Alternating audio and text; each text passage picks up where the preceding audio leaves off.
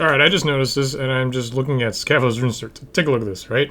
So, Rune 2H Sword, everybody knows how much it costs, everybody knows what it is. You know, it's 33k, and then we also have a Rune Spear, which is 16k. Both of these, Rune 2H and a Rune Spear, they're two-handed rune weapons. So they both have the same accuracy and the same damage if you're using abilities.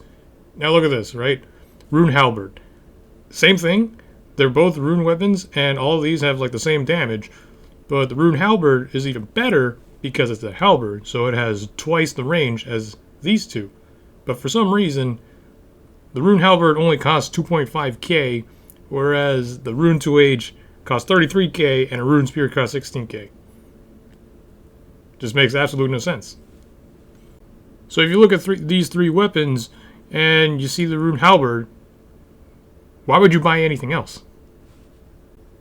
So I'm back at Elite Dungeon 3 and using the newly bought Rune Halberd because I'm only 50 attack and this is the best rune two-handed weapon. 60 attack. Now we can ditch our Rune Halberd that only cost us 2k. Looks like we got our first pet, the attack pet. Okay, it looks like once you claim a pet, it gives you the Halo token, so it can only be traded once and only after Fresh World start or Fresh Dark World ends. And well, we don't know how much it's going to cost. We are now 80 attack, so that means that we can upgrade this lance. There we go, Challenger Lance 4. Okay, so if you look at my stats, I'm 80 attack right now, and this is really weird, but I am 55 strength. And the reason for that is because I think I need to get my attack higher than my strength at the moment because I can't hit these guys. And I believe that it's actually better to hit them rather than trying to get your max hit, because if you can't hit them, you're not dealing any damage. So I'm going to get one more attack level so then I can unlock Meteor Strike at level 81, and then we'll train strength. Now we're up to 10k points, so we unlocked more HP, more prayer, and more summoning. It's the start of the new week, and look at all these boosts. So we still get the 50% XP boost, as always, and then there's the 75% XP boost for skills below level 70, and we also unlock tier 2 auras. So among the tier 2 auras, the best one is Penance, which will be very useful because that way, if we activate it, every time we take damage, we recover some prayer. And that's going to be very useful. We are now 80 strength, so we're very close to matching our attack. We're just going to train one more level, so then we can unlock Pulverize. It's somewhat of a niche ability, but we could use it sometime. Got 80 range, so now we can upgrade our Black Salamander into the Challenger Javelin. And looks like we got 80 attack, strength, range, and magic. So now we have tier 80 weapons for all three styles.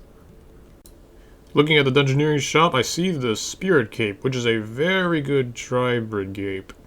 Right now I got the Guthix Cape, which is good for magic, but for melee and range, there are other capes, but I don't have them. Like the Fire Cape, I could do the...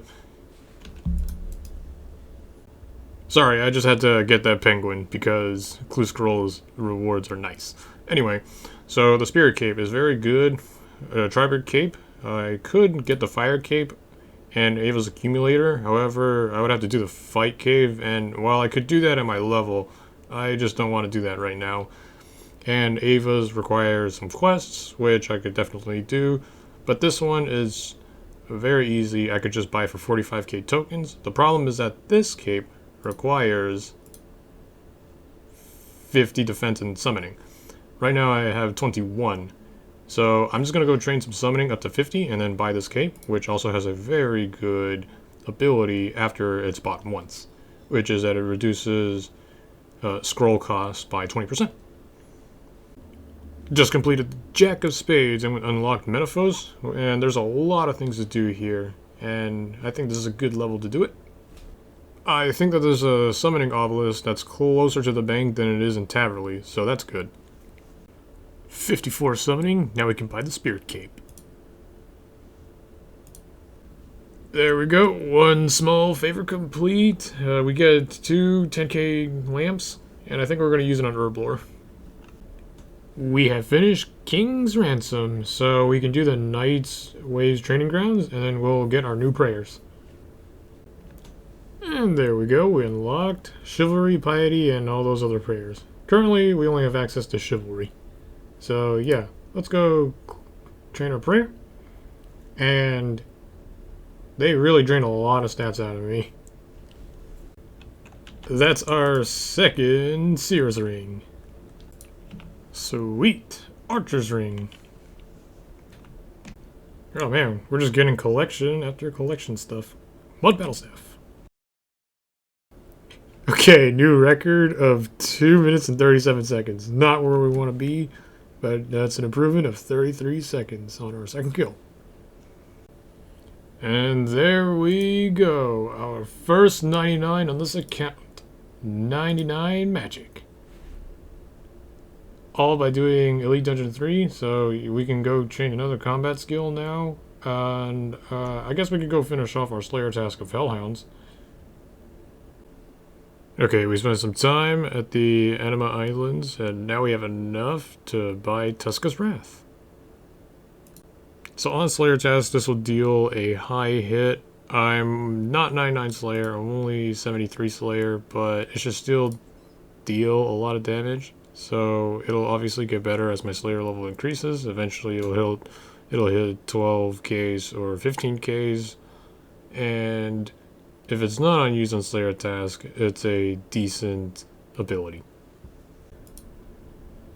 Alright, our first drop of Dragon Bones from Vindicta, and this is actually a good drop because we need to actually use these bones for prayer. Well, we are only 63 prayer, so this is very valuable. We level up to 82 defense, and we also got some Dragon Bones.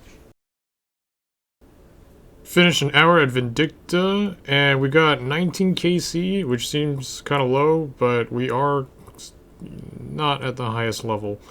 But we did walk away with 726 Dragon Bones, which was the point of doing this hour. I wanted to get some prayer XP, and 726 Dragon Bones an hour?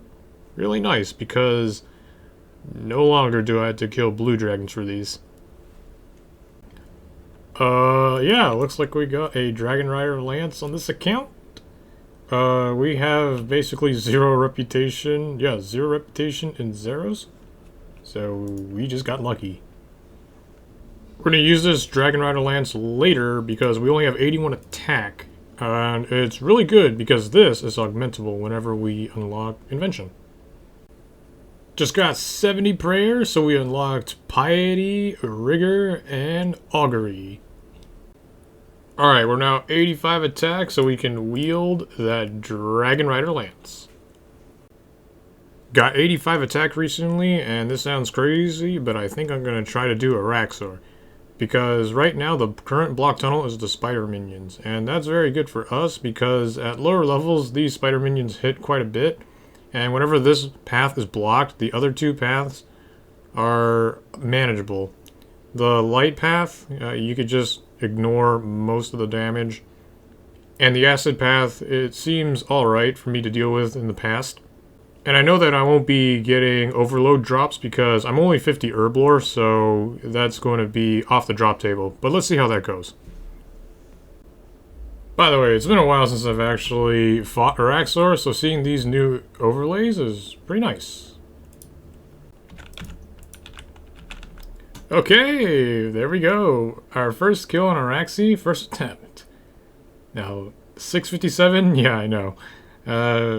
Let's just check the loot. Sirenic Scales. And some super restores. Not bad, but very importantly, since this is our first go, we get to unlock the portal at War's Retreat. We're mining these gem rocks so then we can get some jade, so then we can make the jade into botanist amulets, and then we can use the botanist amulets, and then we can save some supplies on herb lore. And our herb lore is only 53, so it would be really nice to get an extra dose every so often when making potions. So we're just going to be sitting here and going to use a box of banking to box all these gems, because there's no way to actually store these gems in like the ore box or the gem bag, since these gems are actually too low. These uncut gems will also be very good crafting XP since we're only 43, and this will definitely give us some good XP. Just reached 1500 total level.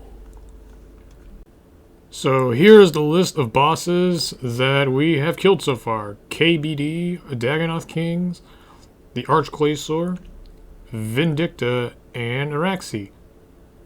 So a total of 5 bosses, and as you can see, they are of varying difficulty. I did not do any of the God Wars Dungeon 1 bosses, and there's a lot more that I have not done yet.